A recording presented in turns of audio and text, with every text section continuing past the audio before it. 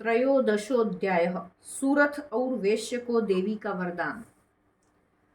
जो उदय काल के सूर्य मंडल की सी कांति धारण करने वाली है, जिनके 4 भुजाएं और 3 नेत्र हैं, तथा जो अपने हाथों में पाश, अंकुश, वर एवं अभय की मुद्रा धारण किए रहती है, उन शिवा देवी का मैं ध्यान करती हूँ। ऋषि कहते हैं, राजन, इस प्रकार मैंने तुमसे देवी के उत्तम महात्म्य का वर्णन किया, जो इस जगत को धारण करती हैं। उन देवी का ऐसा ही प्रभाव है, वे ही विद्या ज्ञान उत्पन्न करती हैं। भगवान विष्णु की माया स्वरूपा उन भगवती के द्वारा ही तुम ये वेश्य तथा अन्यान्य विवेकी जन मोहित होते हैं, मोहित हुए हैं तथा आगे भी मोहित होंगे। महाराज, तुम उन्हीं परमेश्वरी की शरण में जाओ। आराधना करने पर वे ही मनुष्य को भोग, स्वर्ग तथा मोक्ष प्रदान करती हैं। मार्कंडेय जी कहते हैं कि क्रोष्टुकी जी मेधा मुनि के ये वचन सुनकर राजा सूरथ ने उत्तम व्रत का पालन करने वाले उन महाभाग महर्षि को प्रणाम किया। वे अत्यंत ममता और राज्यापहरण से बहुत खिन्न हो चुके थे। महामुने इसलिए विरक्त होकर वे राजा तथा वेश्य तत्काल तपस्या को चले गए और वे जगदम्बा के दर्शन के लिए नदी के तट पर रह करके तपस्या करने लगे। वे वेश्य उत्तम देवी सूक्त का जप करते हुए तपस्या में प्रवृत्त हुए। वे दोनों नदी के तट पर देवी की मिट्टी की मूर्ति बनाकर पुष्प, धूप और हवन आदि के द्वारा उनकी आराधना करने लगे।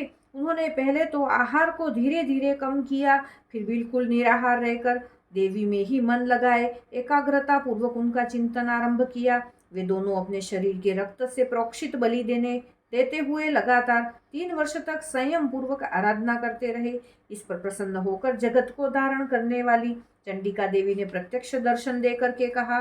देवी बोली, राजन तथा अपने कुल को आनंदित करने वाले वेश्य, तुम लोग जिस वस्तु की अभिलाषा रखते हो वह मुझसे मांगो, मैं संतुष्ट हूँ, अतः तुम्हें वह सब कुछ दूंगी। मार्कंडेय जी बोले, तब राजा ने दूसरे जन्म में नष्ट न होने वाला राज्य मांगा तथा इस जन्म में भी शत्रुओं की सेना को बलपूर्वक नष्ट करके पुनः अपना राज्य प्राप्त कर लेने का वरदान मांगा।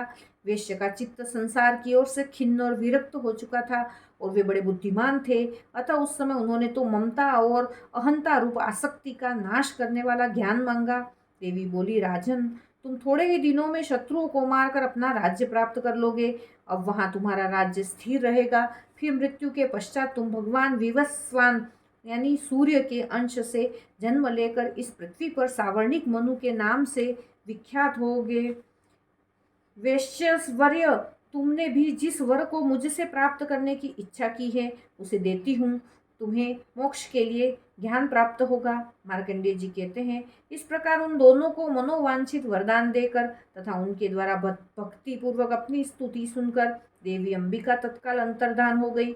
इस तरह देवी से वरदान पाकर क्षत्रियों में श्रेष्ठ सूरथ सूर्य से जन्म ले सावर्णी नामक मनु होंगे।